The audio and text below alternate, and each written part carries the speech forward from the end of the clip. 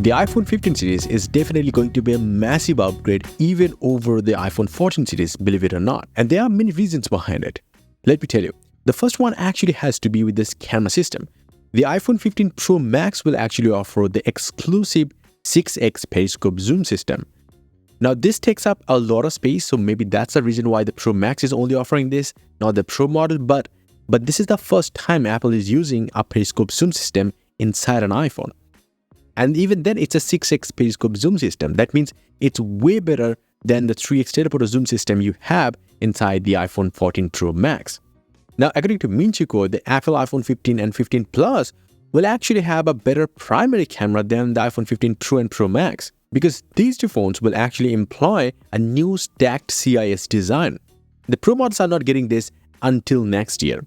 Now, one of the possible explanations for this is actually the production issues faced by Sony. Now, on paper, the 3-stacked sensor actually collects more light than the iPhone 15 Pro and Pro Max's camera sensors. But that doesn't mean the Pro and Pro Max's camera sensors are any bad.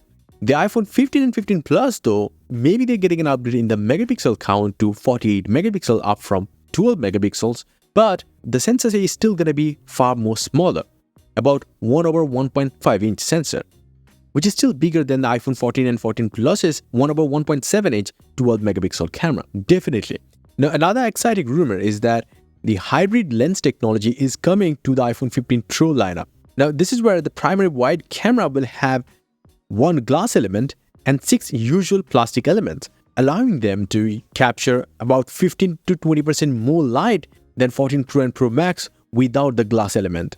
But even then, you have to consider that ISP upgrade is also going to be there thanks to the new A17 Bionic chip. Plus, there are going to be the ProRes video capabilities and all of that. And talking about the Apple A17 Bionic chip, well, this chip is actually getting an insane upgrade, and it will also be the first 3nm chip by Apple.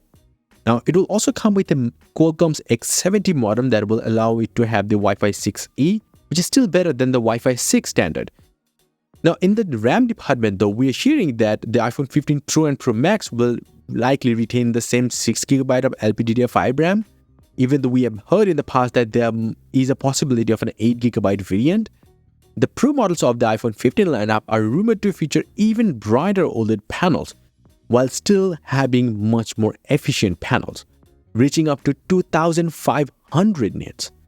In addition to that, there is also one another change coming to the Pro models' displays, and that is the bezel size.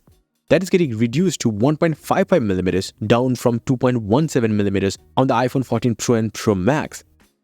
The dynamic island, though, which was a Pro exclusive feature, is not going to be an exclusive one anymore. It is coming to the standard models as well.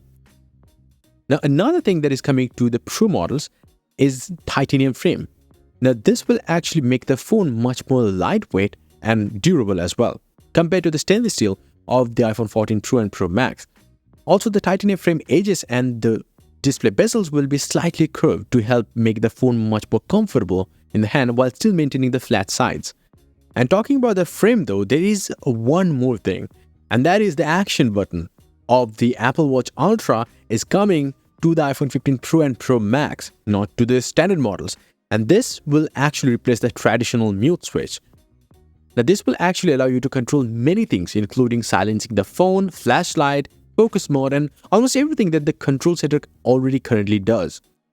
Plus, there is a big chance that it will also behave differently in apps like Apple Watch Ultra's action button. So, yeah, there is a chance. One report actually suggests that there is going to be 18% increase in the battery size for the iPhone 15, the base standard model, and 14% increase for the 15 Plus, and there's going to be a 12% increase for the Pro Max. Now, this rumor is to be treated with caution as mentioned by the leaker itself. If it happens, it's going to be insane, and if it doesn't happen, it's still nowhere bad at all. Now, all the iPhone 15 models are expected to come with USB-C ports, and this shift alone will actually offer the improved compatibility and faster charging capabilities we kind of expected. And yes, the Pro models will also have faster Thunderbolt USB-C port for faster data transfers up to 48 gigabits per second, while the standard model's USB-C port will only be able to support up to 480 megabits per second because the port is still the USB 2.0, just like the Lightning port. Now, another interesting thing we're hearing is that we might finally see frosted back panels on the non-Pro models. And then the last thing that you need to know. Because of the poor sales of the iPhone 14 Plus, Apple might not try to increase the price of both the iPhone 15 and 15 Plus, but the Pro models are expected to have a price increase. The iPhone 15 Pro will actually see a $100 price increase, while the Pro Max might see a $100 to $200 price increase in the US. So let me know your thoughts in the comment section below. How excited you are for the iPhone 15 lineup and which one you're gonna grab. And yes, if you want, you can get some crazy cool wallpapers up on my website, a link down below. Until the next one, bye and take care.